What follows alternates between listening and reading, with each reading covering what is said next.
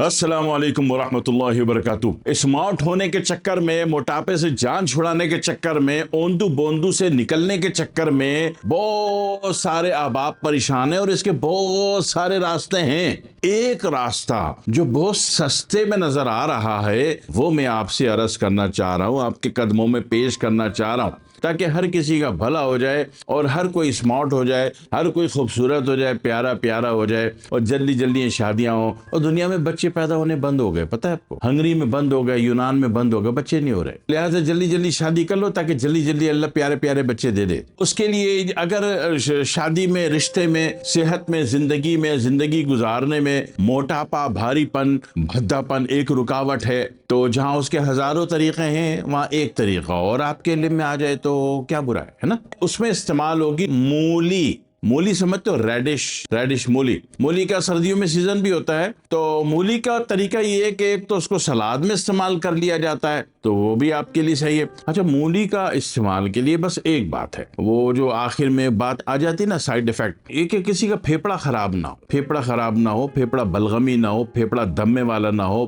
फेफड़ा जो एस्थमेटिक ना हो, तो क्योंकि ये चीज लोगों को मूली को नुकसान करेगा। तो एक तरीका तो ये है कि हर खाने में इसका सलाद जहां बनाते हैं 3-4 सब्जियों का, वहां मूली का इस्तेमाल जरूर कर ले, है ना? एक इस्तेमाल ये होता है कि हमारे भारतीय पंजाब में क्या होता है, मूली को हल्का सा भाप में नरम करके, बारीक काट के भाप में नरम करके उसको गूंद के मूली के पराठे पका दिए जाते हैं। वो भी एक तरीका है, बेहतरीन है, उससे भी बंदा स्मार्ट रहता है। सिखों को देखें, अमृतसर में देखें या ऑस्ट्रेलिया में या कनाडा में, तीनों जगह आपको सिख बड़ी तादाद में नजर आ रहे हैं। आपने कोई भी सिख मोटा भोंदा हम्पटी डम्पटी नहीं देखा होगा। क्यों?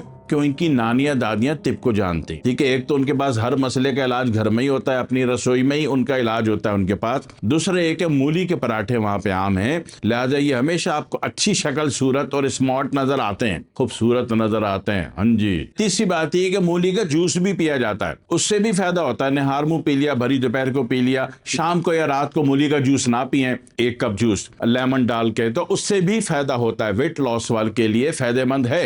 लेकिन अक्सर लोग नाजुक मिजाज होते हैं, उनसे जनाब वाली उसका जूस बिल्कुल भी नहीं पिया जाता। जनाब वाली अब क्या करेंगे, तो एक रास्ता और भी है कि मूली को बारीक काट के, 6 इंच मूली ले ली, उसको बारीक काट के जनाब वाली उसको आपने 2 गिलास पानी में उबाला, पानी आधे का आधा हो गया, ठंडा हो गया, उसको छान लें और एक लेमू निचोड़ के पी लें। ये तो हो गई सारी बातें जो कि आसान है। इसमें किसी को कुछ पसंद आएगा, किसी को कुछ नहीं पसंद आएगा। लेकिन हर्बल आयुर्वेदा वो क्या करता है, मैं वो भी अर्ज कर दूं आपसे, आपकी खिदमत में, कि हर्बल आयुर्वेदा क्या करता है। हर्बल आयुर्वेदा ये नुस्खा देता है कि आपने 10 किलो मूली कद्दूकश कर ली। वो जो गाजर का गजरेला बनाने से पहले जो कद्दूकश करते हो, वो हरकत मूली के साथ कर दो। मूली को क्या पता है ना, उसको कद्दूकश कर दो। कद्दूकश करके कितना मूली ली थी, 10 किलो ना, तो 1 पाव उसमें जनाब अली अदरक भी कद्दूकश कर दो और 1 पाव ताजा पुदीना, उसके भी पत्तियां इसमें छिड़क दो इस कद्दूकश में, और 1 पाव लहसुन छिले हुए, वो भी कुतरे कुतरे करके वो भी इन सब में मिला के धूप में सुखा दो। जब ये सूख गया तो इन सबको पीस के आटा कर लो।